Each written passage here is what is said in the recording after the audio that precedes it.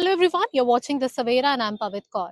The Punjab University protest, which is taking place from last 12 days, has entered. Today it's in 12th day. And today a meeting was called by the Vice Chancellor of Punjab University, Professor Renu Vig, where she met the protesting student union leaders and discussed the further course of action because the students from past 12 days are sitting on a protest, on a dharna outside the VC office of Punjab University. Till now, the students are quite sure that till the time the notification which reveals what will be the dates of the elections, till the time the university does not come out with the particular election date, they will not take out any they will not end this particular protest which is taking place outside the Punjab University. With me I have a student politician with me who has been leading this dharna from the forefront. Sarah, today again a meeting was held with the vice chancellor regarding the same, because the PU administration is saying that we are well aware that the notification has been taken back by the central government, but till now, no dates have been announced. So, what will be the further course of action? And today, whatever has happened in the meeting, please elaborate a little bit. Yes, so the meeting was held in the morning with the Vice Chancellor. We had some demands that the Vice Chancellor agreed with.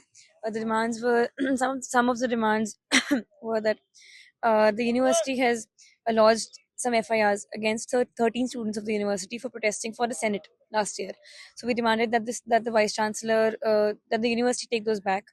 Other than that, the VC is saying that the notification will be released in a few days, but this authority and this government, Modi government, we're all very well aware that this is not nothing more than a tactic to to pretend that the issue will be resolved soon, and to propagate the idea that people don't need to participate anymore.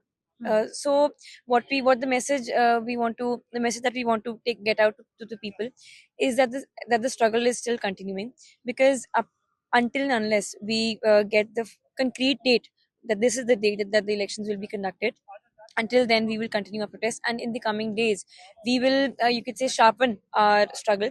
We will give out a call like we gave it on the 10th of November. Another call will be given, and once again we appeal to all justice loving people, to all people who in any sense, in any manner, have some concern with this issue, to participate in large numbers in the call that we will be giving in the future. And once again, this protest will continue until we get the final date for the election. See, the vice chancellor on the one hand clearly states that this is going to be a 180 days procedure which will take place. What are the issues that are stopping the university to come out with the dates, according to the students who are protesting out there, according to you? Because it's not for the very first time that the university students are protesting for something. So the thing is, the central government today is, you could say, implementing their ideology, their whole policy of Hindu Hindustan. Uh, and they're taking over universities. They're taking over your syllabus. They're deciding what to teach, who to teach, how to teach. So that is very dangerous for a university, because a university is a space where, you know, a new generation comes and grows, new ideas that takes society further in a progressive direction. Those ideas are given a space to grow.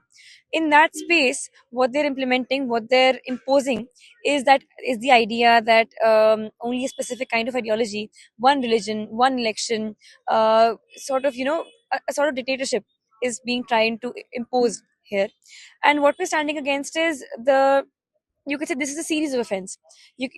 How this is a series is that this is, you could say, directly linked with the issues that Punjabi people have faced in the past before. Uh, so if we talk about the partition, you could say that those wounds are, how can those wounds be healed so soon, right? And after that, if you go on to the 1966 Punjab Reorganization Act, before that it was promised that Chandigarh and Punjab University would be given to Punjab, but then after that what happened was Punjab University was made an interstate corporate body, and it's controlled, and it's a major chunk of the control was kept in the hands of the center. And other issues that are directly, you could say, linked with this is So the water. basically, what you're trying to say is that it is the center who wants to control this university and does not wants to give a part to the Punjab. So Yeah. coming back to this, what were the demands that the vice chancellor today agreed upon? Because you said that the only demand is not about the announcement of the dates; it is the major demand, Yeah, basically, it is for major. which you are sitting on the dharna out there. What were the demands on which the vice chancellor agreed today? The vice chancellor agreed that the FIR, that the university would write to the police to quash the, not to quash, but they would, uh, what has been said by the VC is they would send something from the university's side to the police about the FIR on the 13 students. And the university has lodged another case in the in the civil court. Um, uh, that is against 6 organizations, student organizations. The university said that they will take that back as well. Other than this, they've agreed that they had introduced some new restrictions on students about they'd made some vetting committees that were, screening who students were inviting in seminars and protests and everything. Right, right, They were screening them, and they were imposing restrictions on that. right. So they've agreed to take those restrictions back. Mm. Other than that, they have said that Mm. they will think about implementing the reservation policy in the Senate as well. So in totality, what we want to assert is that education is a matter of the state, because a university serves the purpose of that state's people.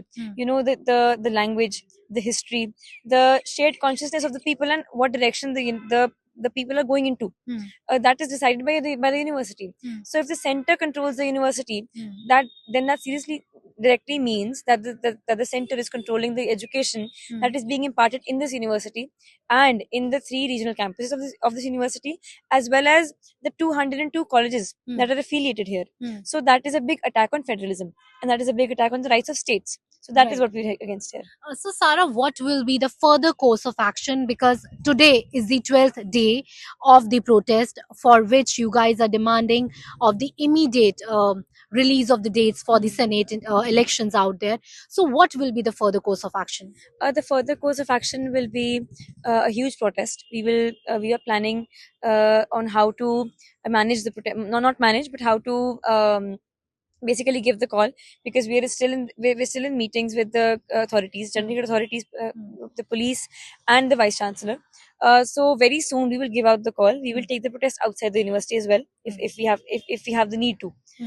So we will give out that call very soon. So what we appeal to all the people watching is that this is a matter of democracy. This is a matter of education being hijacked by a specific ideology, which is very dangerous, especially for a university that is, that has upheld the values of democracy, and for society. Because today, if somebody is attacking our education, tomorrow they will attack your mind. Tomorrow, if you ask questions like, why is unemployment rate so high? Why is inflation so high? Why are people still dying of hunger in this country? Then you will be, you will be marked as, terrorist, anti-nationalist, which is being done today as well. So that is why it is very, very essential that we speak out for democratic rights, that we speak out for federal rights today. Right. So we are well aware that on the 10th of November, when the Dharna call was given, there were a lot of person who were detained by the Chandigarh police. There was a lot of manhandling also. So how do you see that picture as well? Because people were being stopped to enter the university despite the call was given, and it was said that it will be a peaceful demonstrations will be taken place, and we also that it was very peaceful. But what was the worst part of that protest was like the manhandling, the clashes between the students and the police which took place. So have you taken that concern to the VC as well? Yes, we have. Not necessarily the VC today, because today's meeting was based was Completely different. yeah, it was on the demands that we had to talk about. Mhm. But then the see, Chandigarh Prashasan and the university and Punjab Police. So there are 3 parties involved in what happened at the gates, as well as in Mohali 6 phase. because in Mohali as well, hundreds of people from SKM and student organizations uh, came there, and they were marching towards Chandigarh. They were stopped there. They were brutally lathi charged. At gate number one of the university, you could see many youngsters, many youngster organizations, student organizations, Sikh organizations as well, Kisan unions, and other people who had come to support the protest, the peaceful protest. I mean, we were not, doing something violent here. That we needed the Chandigarh police to, you could say, barricade the whole university. They'd stopped all kinds of entry, even the Gurdwara. Right. They, Even the students from the university were not allowed to yeah, enter. they were. I mean, what the police was doing was they were harassing people. They were checking their bags, and even after that, even after checking their ID cards, they weren't allowing to let them to enter, because what they wanted was not safety of the protesters. What they wanted was the protesters that they could not enter. So what happened was that at gate number one, uh, protesters in large numbers were sitting there.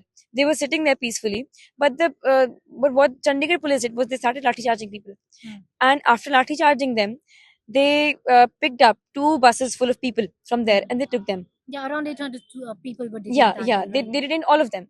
So after that, people got angry and then they broke the barricades. They had locked the gate, but people pushed the gate so much that the lock broke, and they marched inside, which is you could say, you could call it a small victory, because when a whole government is trying to suppress you, is trying to make you not raise your voice for your rights, breaking off barricades, or not being afraid of lathi charges or police cases, or in fact anti-riot police, and all that, the environment that scares you a lot, is very brave of people as well.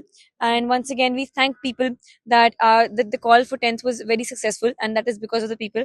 And once again, we appeal to everyone watching that to gather in large numbers on the next call that we give.